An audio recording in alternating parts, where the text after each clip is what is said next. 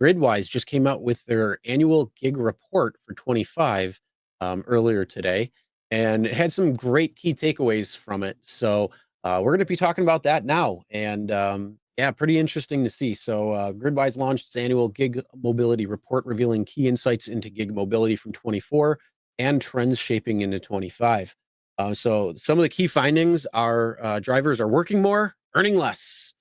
Oh, gotta love that. So Uber and Lyft drivers saw hour earnings decline, with Uber drivers making 4% less per hour, 23.33, and Lyft drivers down 6%, 23.23 per hour. Another takeaway was that rideshare prices are rising, but consumers are pushing back. So median rideshare prices increased 7.2% in 24. It's either trying to burn the candle at both ends that you always say, Sergio. They're trying to screw the driver, and then they're trying to screw the passenger. So right there, it says black and white. Your drivers are making 4 and 6% less, and median rideshare prices increased 7.2%. So the median fare is $15.99, and however, 72.3% of surveyed riders said they're going to reduce or stop using rideshare prices rise again, signaling a potential demand slowdown. So they're getting to the top end that they could potentially do, because if you got 3/4 of an entire population saying they're not going to use the service, or they're going to slow down the amount that they're going to use it, you're starting to hit that upper threshold right now. So they're not looking good there. Delivery drivers' hourly earnings decline across major platforms. So food and grocery delivery drivers also experienced a decline in hourly earnings amongst most major platforms.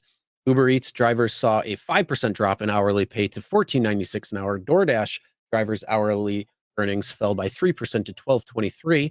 And Grubhub and GoPuff also recorded declines, but Favor the exception, with hourly earnings increasing by 10% to $11.97. Which is still 30% less than Uber. So it's not like that increase is something to talk about. FYI, people, this is all gross. Okay, this is before expenses. Yep. So tipping dominates food and grocery delivery earnings. So food and grocery delivery drivers rely heavily on tips, if we didn't know that already, with 53.4% of food delivery earnings and 45% of grocery delivery earnings coming from tips. In contrast, rideshare drivers earn only 10.4% of their income from tips, highlighting a stark difference in compensation structure across platforms. Also, retail delivery surges. DoorDash up 34.1%, Uber Eats up 46.6%. So retail is becoming a larger part of on-demand delivery, with DoorDash's retail delivery volume increasing by 34.1% in 24, and Uber Eats growing even faster at 46.6%. Retail delivery is also capturing a larger share of total deliveries. On DoorDash, retail deliveries grew from 7.2 to 8.4% of total volume, while Uber Eats saw an even bigger shift, rising from 9.0 to 11.3%. And may see retail deliveries skyrocket 4,500% in 2024. But that's not really what we're talking about. But yeah, some major key takeaways. Basically, they're saying if you're driving food delivery or grocery delivery, you better be getting some good tips. And that's why no tip, no trip. So that's why you're seeing those orders last longer if there's no tip there. Tip baiting is a real problem still for a lot of people. When it comes to rideshare, they're trying to screw you, paying you less, and making the passenger pay more. So there's that. Just to try to squeeze out as much profit as they can. Are they even profitable yet? Yeah, I mean, at their scale, Chris, right? 4% is massive, and and 5% in Lyft's cases, or 6% lower is massive. This is not factoring in. So first of all, I appreciate Gridwise for doing this. It was 800 million data points. Basically, they analyzed 800 million trips. So when Uber, that I'm going to talk to this week, says not enough sample size, or 720 million trips, okay, and 8.3 billion in driver earnings in 2024. So this is not a small sample size, number one. Number two, it confirms the thousands of email I get every month complaining that drivers are making less money. On the other hand, Uber says, oh no, drivers are making $30 an hour nationwide. Interesting. And it also kind of reaffirms all the good work our good friend Professor Len Sherman has done for the driver community, We've been talking about this for over 2 years. This is a trend that's continuing. In fact, these numbers look pretty good compared to what it looked like in 2024, which I sent you the slide for that. And last but not least, these numbers are not adjusted to inflation. Uber, Lyft, DoorDash, Grubhub. You executives, I'm pretty sure, know what the inflation is, but then with your fat paychecks, I don't think you care. This is not adjusted to inflation. Adjust these earnings to inflation 2 years in a row. Two, not one now, 2 years in a row. Massive study, massive data points indicate that drivers are making less. Why? Their inflation costs on goods that they need to purchase for their cars, all the way from maintenance to gas to insurance to tires to whatever, has gone up 30 to 40% in the last 4 years. Okay. And that none of this is factoring that. So while it is, we have been saying this for over 2 years now, since we started Show Me the Money, driver earnings are in decline. Earnings are actually crashing if you factor in inflation. And so this kind of validates everything we've been saying for the last 2.5 years. And I'm glad Gridwise did this. Breaking news, maybe, but we're in touch with Gridwise. We're going to try to have their CEO on, Ryan Green, hopefully within the next couple of weeks, and we'll hear it from the horse's mouth. These are major numbers. 720 million trips. Uber can say, yeah, but we do this, we do that. Not the point, Uber. This is a big analysis of what kind of BS you're trying to pull over with your PR departments, and nobody's buying it. And Gridwise certainly didn't buy it. I mean, Gridwise just analyzing data. They're not partial.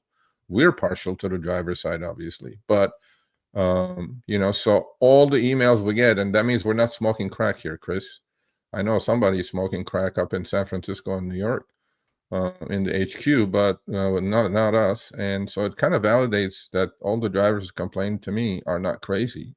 One thing I always say is work smarter, not harder. If you aren't using the Solo app, then you may be working harder. So let's change that. Download the app, link your accounts where you can manage your income, track your expenses, and project your taxes. Not only that, but you can plan by optimizing your time, make more, and even guarantee your daily pay with guaranteed earnings. Download Solo and begin to work smarter, not harder today. Link is in the description. All right, let's get back to it. Did you have a chance to put the next slide up? What happened in 2024? Yeah, but we're looking within the report too. It's got the future gig work. So they're talking about what to expect on 2025. And I just want to highlight the part there of what Ryan said was 2025 is a pivotal year for the gig mobility space, and drivers are looking to maximize their earnings per hour. Meanwhile, consumers are becoming increasingly aware of pricing dynamics, putting pressure on platforms to find efficiencies. It'll be interesting to see how gig platforms leverage data to minimize driver downtime and improve marketplace efficiency, ensuring consumers aren't forced to pay more while drivers still earn more over time. I don't know if that's going to happen, but hopefully. But yeah, it's a good report, and there's actually a lot more to it. That was just some of the key takeaways. So if you want to check that out, I left a link in the description so you can actually go and see and actually download the report there. And then this is the 2024 report that you were mentioning. Yeah, that's the report from 2024, which looked at 2023, and for rideshare from 22 to 23, Uber earnings, gross earnings, year-over-year change was minus 17%. Again, while inflation is going the other direction. Lyft earnings were up 2.5%. Uber Eats was down 15%. So this kind of completely coincides with Uber going on a bender and trying to become a GAAP profitable public entity, public company. And we know what has happened to their stock price, 23 to 80.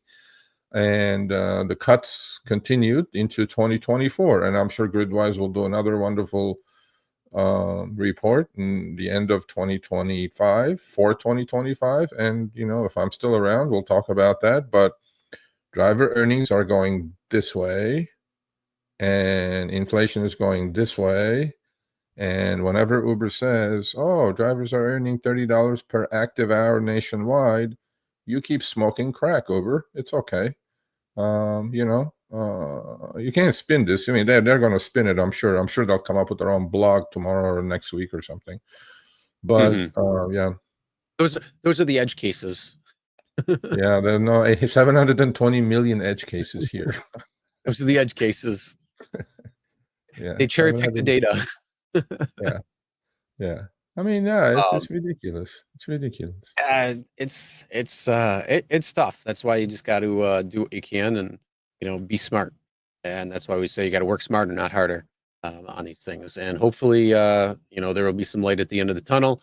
Hopefully, there will be some driver supply going away and a little bit more demand picking up. So we'll see what happens. But yeah, unfortunately, not a great year to be looking at when it comes to earnings. And yeah, if prices go up, driver might be sitting there a little bit longer because passengers might just not be ordering anymore. They're going to look at looking their own car, taking their own car, doing different things instead of relying on Uber or Lyft. So yeah, for sure. it's definitely a pivotal year for sure. Yeah, Especially I mean, as look, continue. They're both not short of supply, though, right? People are still driving into the millions, and even with these numbers, I mean, it's our job to put these things out and discuss and talk about it. But you guys, every one of you need to have a talk with yourselves. That's the direction. Earnings have not been trending in your favor. We'll see. All right, thanks for watching. That short little clip was from our live stream, Show Me the Money Club with Sergio and myself, Tuesdays, 6 p.m. Eastern, 3 p.m. Pacific. Make sure you subscribe, turn on all notifications so you'll be notified when we go live, as well as all of our awesome content.